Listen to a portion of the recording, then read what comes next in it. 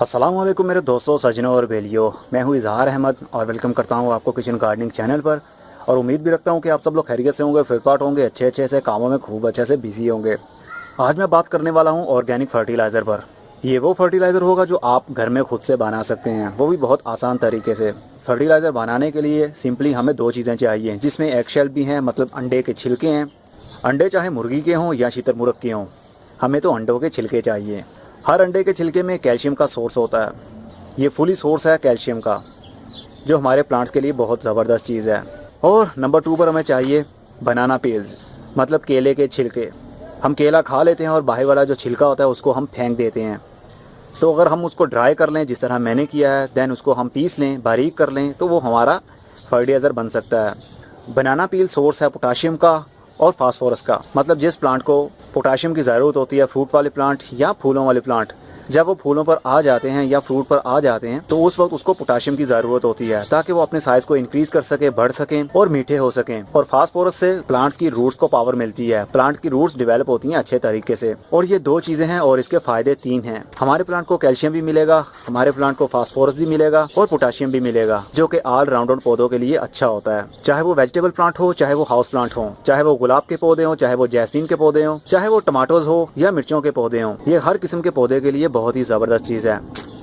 तो चलिए अब बात कर लेते हैं इसको बनाना कैसे है। जब हम अंडा खा लेते हैं, उसके बाद में जो छिलके फेंक देते हैं, उसको हमें फेंकना नहीं चाहिए। एक मरतबा उसके शेल को, मतलब अंडे के छिलके को पानी से धो लीजिए और उसको ड्राई करने के लिए सनलाइट में रख दीजिए या शेडी एरिया में रख दीजिए, जहाँ पर आपको इजी लगे आप रख सकते हैं। 5 से 6 दिनों के लिए इसको आउटडोर रख सकते हैं आप। जब ये कंप्लीट ड्राई हो जाए, जब इसके अंदर से हार्मफुल बैक्टीरिया मर जाएं, किल हो जाएं, उसके बाद में आप इसको ग्राइंड कर सकते हैं, पीस सकते हैं बारीक पीसीज में, या इसको बिल्कुल पाउडर बना सकते हैं। और बनाना पील को भी इसी तरह आपने करना है। जब आप केला खा लेते हैं, बनाना खा लेते हैं, उसके बाद में इसका पील यानी ये छिलका, इसको धूप में रख दीजिए या शेडी एरिया में रख दीजिए। जब ये फुली ड्राई हो जाए, ब्लैक हो जाए, जब ये क्रिस्पी हो जाए जिस तरह के अब है, उसके बाद में इसको पीस लीजिए।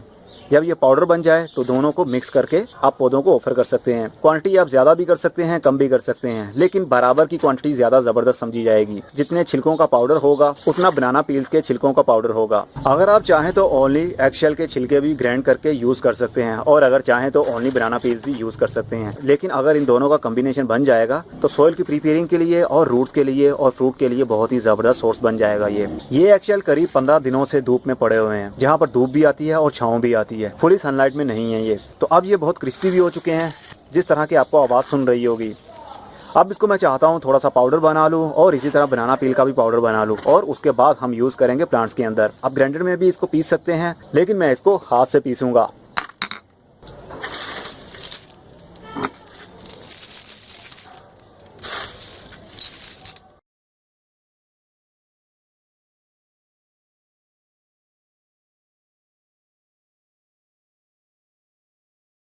हाथ से इसको बारीक करना बहुत ही मुश्किल है। अब मैं सोच रहा हूँ इसको मशीन के साथ, मतलब ग्राइंडर कर लूँ इसको बारीक पाउडर में, क्योंकि हाथ से बारीक करते करते बहुत ही टाइम लग जाएगा और मुझ में इतनी पावर नहीं है। जो काम मशीन कर सकती है वो इंसान नहीं कर सकता, और जो काम इंसान कर सकता है वो मशीन नहीं कर सकती। इसका मतलब ये हुआ कि हमें दोनों का यूज़ करना ही पड़ता है। सो हमारा काम हो गया, दोनों का पाउडर बना लिया है। दोनों में से कोई भी फाइन पाउडर नहीं बन सकता, दोनों ही स्क्रबी फॉर्म में रहेंगे, मतलब बारीक बारीक से आपको दाने से दिखेंगे। ये बिल्कुल फाइन पाउडर बन ही नहीं सकता।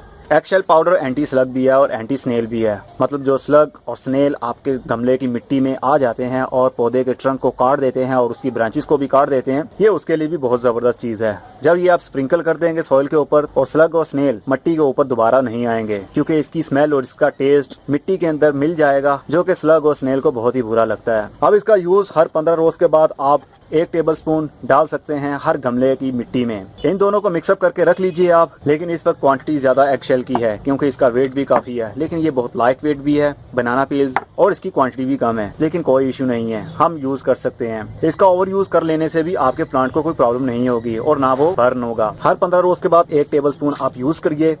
दोनों को मिक्सअप करने के बाद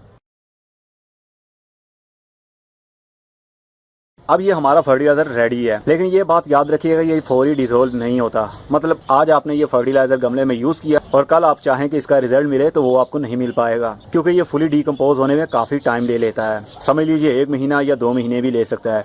लेकिन अगर हर 15 रोज के बाद आप रूटीन से 1 चम्मच अपनी सॉइल में ऐड करते रहें तो आपकी सॉइल में पावर भी आएगी, उसमें कैल्शियम भी आएगा, उसमें फास्फोरस भी आएगा, उसमें पोटेशियम भी आएगा और गमले की सॉइल भी सॉफ्ट रहेगी। Day by day, time to time ये डिसोल्व होता रहेगा और आपके प्लांट्स की रूट्स को वो फर्टिलाइजर मिलता रहेगा और आपके प्लांट की रूट्स अपने प्लांट की ब्रांचेस को और उनके फ्रूट को और उनके फ्लावर्स को ऑफर करता रहेगा। ये बिल्कुल ऑर्गेनिक है, इसके यूज करने से आपको कोई डर नहीं होना चाहिए। तो चलिए अब अप्लाई करके देखते हैं किस तरह करना है। अक्सर आपने देखा होगा जब टमाटो ग्रो हो रहा होता है तो फ्रूट के नीचे एक सर्कल सा बन जाता है, गोल सा सर्कल बनता है और टमाटो आपका गलना शुरू हो जाता है। वो बेसिकली प्रॉब्लम होती है कैल्शियम की कमी की। जब कैल्शियम की कमी हो जाती है प्लांट को, उसके फ्रूट को ठीक से कैल्शियम नहीं मिल पाता तो वो गलना शुरू हो जाता है। तो हमें लगता है जिस तरह कोई फंगस अटैक कर रहा है उसके ऊपर या कोई कीड़ा लग गया है, लेकिन ना तो वो कीड़ा होता है और ना कोई फंगस होता है। वो जस्ट कैल्शियम की कमी की वजह से ऐसा होता है। तो उसका सोर्स है एग शेल का पाउडर और बनाना पील का पाउडर। आप टाइम टू टाइम हर गमले में इसको यूज करते रहेंगे तो आपको बहुत अच्छा रिजल्ट मिलेगा फ्यूचर में। अप्लाई करने का तरीका बहुत ही आसान है। जस्ट मिट्टी के ऊपर इसको स्प्रिंकल कर दीजिए और मिट्टी की हल्की सी गुड़ाई कर दीजिए और बाद में हम इसको पानी दे देंगे तो ये मिट्टी के साथ मिक्सअप हो जाएगा और टाइम टू टाइम फर्टिलाइजर मिलता रहेगा प्लांट्स की रूट्स को। इसका ओवर यूज कर लेने से भी कोई प्रॉब्लम नहीं होने वाली। इसको आप यूज कर सकते हैं मनी प्लांट में भी।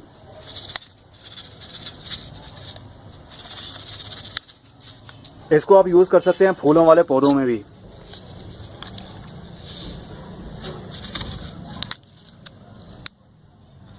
जब जब इसको पानी हम देते रहेंगे ये डिसॉल्व होता रहेगा और रूट्स को मिलता रहेगा और आपकी सॉइल की प्रीपेयरिंग भी साथ में होती रहेगी। मतलब आपकी सॉइल में पावर कभी भी कम नहीं होगी। तो आपने देखा इतनी सिंपल चीजें, वो भी छिलके और हमारे इतने काम के, कि हम अपने घर में ही फर्टिलाइजर बना सकते हैं और अप्लाई कर सकते हैं। दोनों का पाउडर बनाने के बाद आप इसको मिक्सअप कर सकते हैं और लाइफ टाइम के लिए स्टोर भी कर सकते हैं। जब तक ये फुली ड्राई रहेंगे इनको कोई भी प्रॉब्लम नहीं होने वाली। इन दोनों में से किसी एक में भी नाइट्रोजन का सोर्स नहीं है, मतलब कि 1% भी नाइट्रोजन इन दोनों में नहीं है। इसलिए आप ज्यादा भी यूज कर लेते हैं तो आपके प्लांट बर्न नहीं होंगे। जिस फर्टिलाइजर में नाइट्रोजन का सोर्स ज्यादा होता है, जिस तरह गाय का गोबर है, उसमें नाइट्रोजन का सोर्स काफी हाई होता है। तो अगर हम ओवर यूज कर लें तो प्लांट की रूट्स बर्न होना शुरू हो जाती है, जलना शुरू हो जाती है और पौधे के पत्ते भी ड्राई होना शुरू हो जाते हैं। इसलिए हमें नाइट्रोजन वाला फर्टिलाइजर बहुत आराम से और धीरे से यूज करना पड़ता है, मतलब कम क्वांटिटी यूज करनी पड़ती है। लेकिन इन दोनों की आपको घबराने की जरूरत नहीं है, जितना चाहे यूज करें। आप सॉइल की प्रीपेयरिंग के लिए भी यूज कर सकते हैं। कोई नया पौधा आप लगाना चाहते हैं, पहले से मिट्टी में इसको मिक्सअप कर लीजिए और उसके बाद में पौधा लगा दें, तब भी जबरदस्त रहेगा। और अगर आप हर 15 रोज के बाद गमले में यूज करते हैं तब भी ठीक रहेगा,